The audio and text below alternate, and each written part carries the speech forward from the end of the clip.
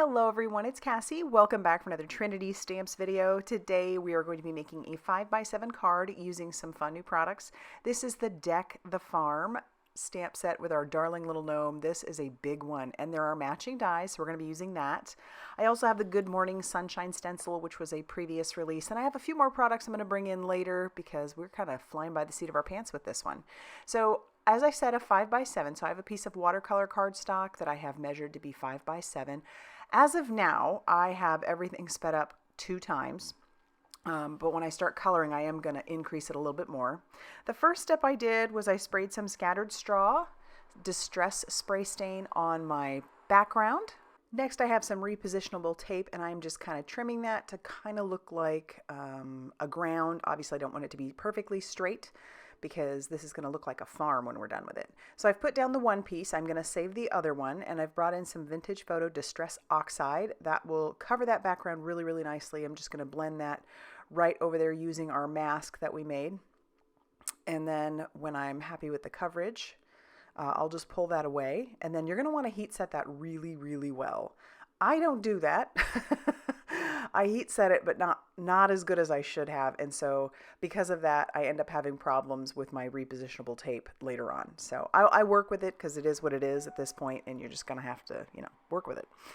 So here you'll see I try to stick it down and it isn't going to stick. And because of that, it has now picked up some of that wet ink, and now that repositionable tape isn't going to be perfect, but I still need that mask. So I am going to bring in my tonic platform, and I am going to bring in that Good Morning stencil. And then we're going to just use a little bit more tape and kind of tack this down. You'll see it's moving around a little bit still. We'll do our best to put it back into place. And then we're going to use those magnets to make sure that we can actually hold everything down. But like I said, I still need that mask. So here's the first part of our stencil. This is a 2-part stencil, and this was a previously released stencil. Great stencil to have. And because the stencil is the way that it is, you could use pixie spray to kind of keep it in place, but I am just going to use some up and down motions rather than the typical circular motions that I would use using a stencil. So I'm just kind of working with the stencil as it is. That first color that I used was some mustard seed.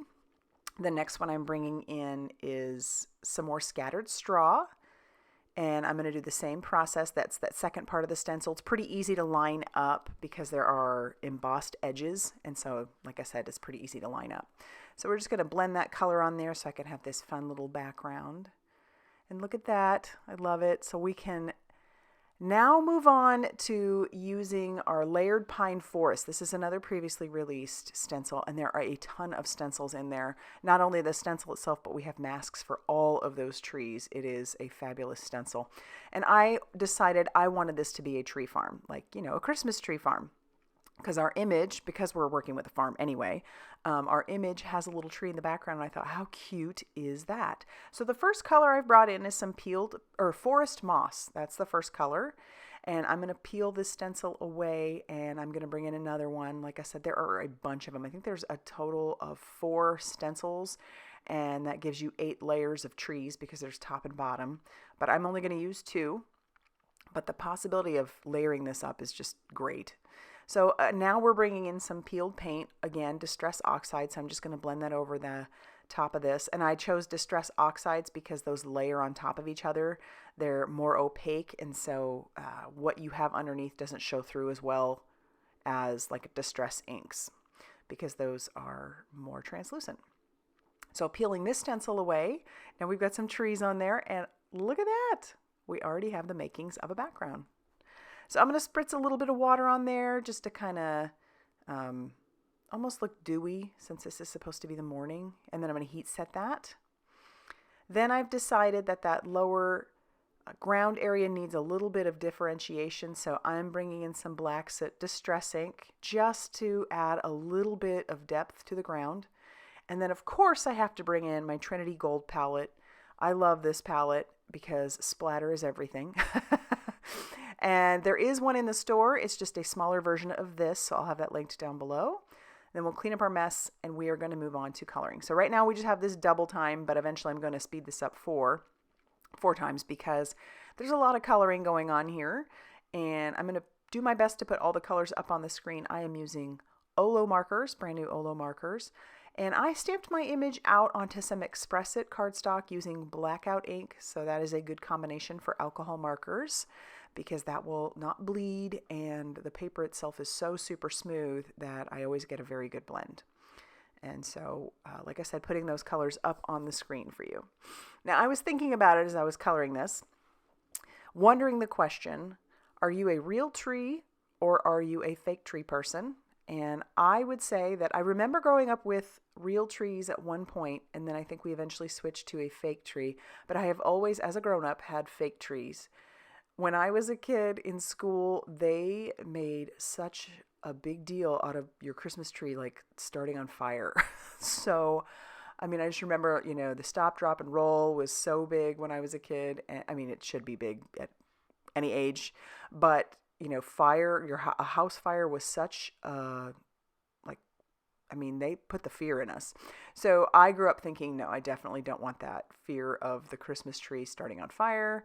And yes, the fake trees are expensive, but this way we can keep it. And, you know, anyway, I have irrational fears sometimes. But yeah, so I would love to know in the comment section if you are a real tree or a fake tree person, and, you know, tell me your reasonings. I do love the smell of the real trees, so I do always get those little fake pine things and stick them inside my tree.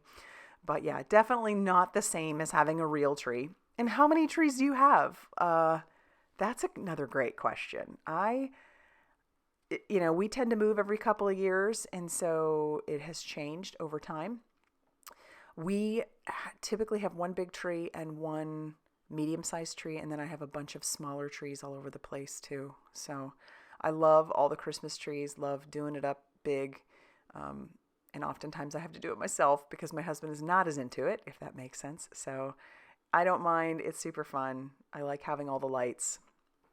It's just, I love it. Lights are so welcoming. So, but yeah, so we'll see how we do it this year. This will be our first Christmas in this house, and it is an older house.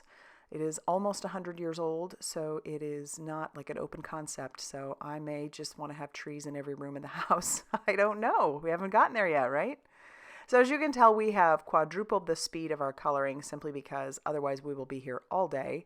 And as much as I would love to sit here with you all day, you may not want to sit here and watch me. So we're putting, again, those colors up on the screen, and obviously I don't color this quickly, but this is such a fun image to color. If you like coloring, you're going to love this one. And obviously if you love gnomes, you're going to love this one too. And then we're down to our cart. That's the last part we have to color. And I just love this image, and think of the possibilities of how you could color it. You could do a blue tractor, a green tractor, all of them. All right, moving on. Now that it's all colored, we're going to bring in the matching die, and it is a big die, and it took a lot of coloring, so I want to make sure I line that up correctly, run that through my die cutting machine, and we have our image. See how well that fits on a 5x7? Oh my goodness, he is darling. And so there are a few sentiments in here, and we have dies to match those sentiments, so I'm going to stamp out two of them. We've got that Have Yourself a Merry Little Christmas and Deck the Halls, but crossed out and Farm. And then I'm going to bring in my Crafty Glue Friend, and we are going to tack that down using our Crafty Glue Friend. And I thought about foam tape, but then I decided because this is a bigger card and it's a Christmas one, I do want it to be an easier mailer. So I'm just going to continue to use our Crafty Glue Friend and make sure that he looks so adorable on our tree farm, bringing his tree and presents. And then for our card base, I have a piece of cardstock that I'm cut down to 7 inches by 10 inches, and I'm scoring that at 4 or 5 inches. So this will be a 5x7 card base. And then now I'm going to glue down our panel to our base using that Crafty Glue Friend. And of course, I have to do a little something on the inside. So I am going to ink up our big image using some mustard seed, and it stamps great. And then I'm going to bring in that last sentiment, and we're going to stamp Merry Christmas, y'all, up on the top. And I'm so happy with how this card turned out. I love it, love it, love it. So there you have it. I really hope you enjoyed it. If you did, please hit that like button. Definitely consider subscribing if you haven't already done so. And as always, I will see you very soon in another video. Bye, everybody.